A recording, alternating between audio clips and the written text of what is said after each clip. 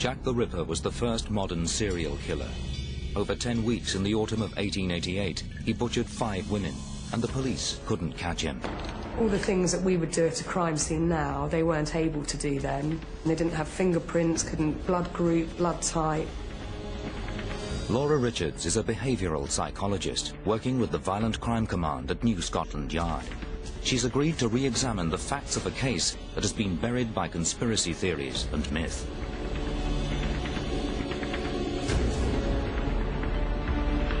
Laura brings the experience of a decade studying the most dangerous criminals, killers and rapists, from Fred West to Ian Huntley.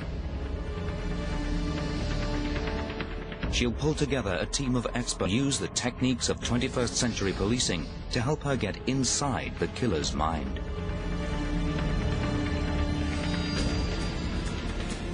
Centuries stalk the streets. The hunt for Jack the Ripper has begun again.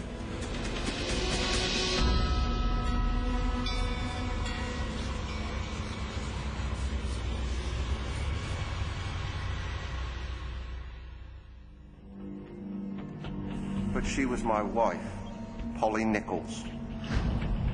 She was my sister Annie, the widow of John Chapman.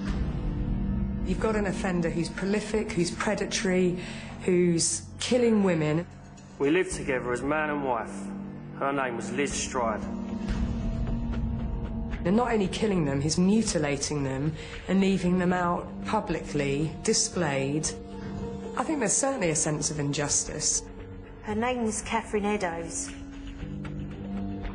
To Laura Richards, the case of Jack the Ripper is unfinished business. I think there are many features that really grip me about this particular case. Not only the fact that it happened in London, it's my home force, it's where I work. I think the vulnerability of the victims, you know, the way that they lived, the sadness of their lives, the way it began and the way that it also ended. Laura's job is behavioural analysis. A criminal reveals himself by his actions. The Ripper's crimes are over a century old, but she can still decode them. For me, heading up the Homicide Prevention Unit, there are still valuable lessons to be learned. Ultimately, you want to try and prevent any future crimes from happening. Over the decades, more than 200 suspects have been named. Hunt the Ripper has become a game.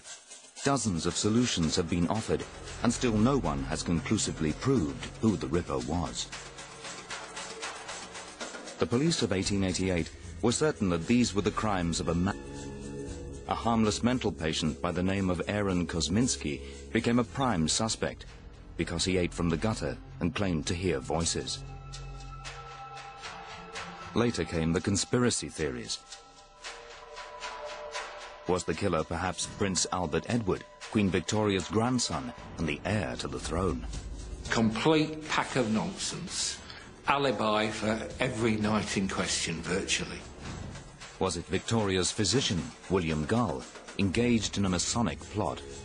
Every time this nonsense has to be cleared away, and yet it still doesn't stop people from pushing more and more suspects forward. The press made the killer a legend. The first paper to sell 1 million copies did it with a Ripper front page. And because he was the first of his kind, the first modern serial killer, the police were simply not equipped to hunt him down. They closed the investigation after 4 fruitless years. Laura's agreed to return to it, focusing on the core facts. What do we actually know about what's gone on, and therefore what can we infer about the offender without getting involved with anything around suspects, working it as we would do any normal case? It's widely accepted that Polly Nichols was the first victim. 43 years old, with adult children, separated from her husband. She had no permanent home, was often on the streets. She was an alcoholic. She got drunk every time I took her back. That's why I had to leave her altogether. Her death marked the beginning of what would come to be called the Autumn of Terror. A picture paints 1,000 words, but going to a scene paints 1,000,000, and that's a really important part of what I do. This is Bucks Row. This is where the first of the murders took place, the murder of Polly Nichols, in the early hours of the 31st of August, 1888. Ripper expert Don Rumbelow knows these streets better than anyone. He was a beat officer with City Police. Bucks Row lies on the northern edge of Whitechapel in London's East End. Of all the 5 murder sites, this is the one that's changed least. Well, the old schoolhouse behind us, this was here in 1888, but the street itself was just a row of small terraced houses. She was lying in the stable gateway here. And who actually found her? The body was found by 2 men on their way to work, Charles Cross and John Paul. Cross was the first to see her. He thought it was a tarpaulin in the road. It was only when he moved across that he actually saw that it was a body. It wasn't until the body was examined in the mortuary that it was discovered that she had these large gashes to the abdomen. Polly's injuries went far beyond what was necessary to cause death. Her sexual organs were mutilated. Laura wants to know why. Is it about just killing the victim and then leaving, so it's all about the kill, or is it about other behaviours that he wants to carry out on the victim? Polly wasn't raped, but the nature and the intensity of the attack say something about the killer's state of mind. She wasn't raped, but we can't rule out the fact that it's a sexually motivated crime. A level of violent behaviour, he may well have been sexually quite high at the time, and I believe what we're looking at with Jack the Ripper is a sexual homicide. The next step is to work out exactly how the Ripper attacked. Laura will then look for patterns across all the murders, the connection between the 5 victims and their killer.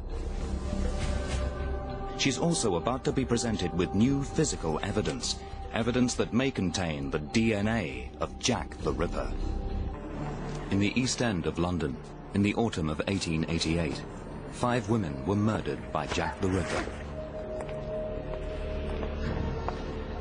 Laura Richards is trying to build a psychological portrait of the first modern serial killer. To move her investigation on, she needs to know 2 things: why the Ripper chose Whitechapel as his killing ground, and why he chose 43-year-old Polly Nichols as his first victim. So why was Polly at Bucks Row? Probably looking for a customer.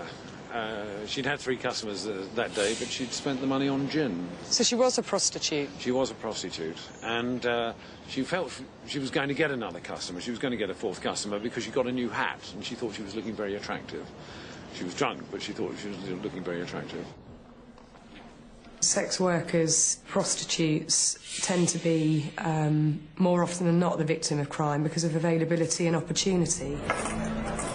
Polly Nichols' lifestyle made her vulnerable.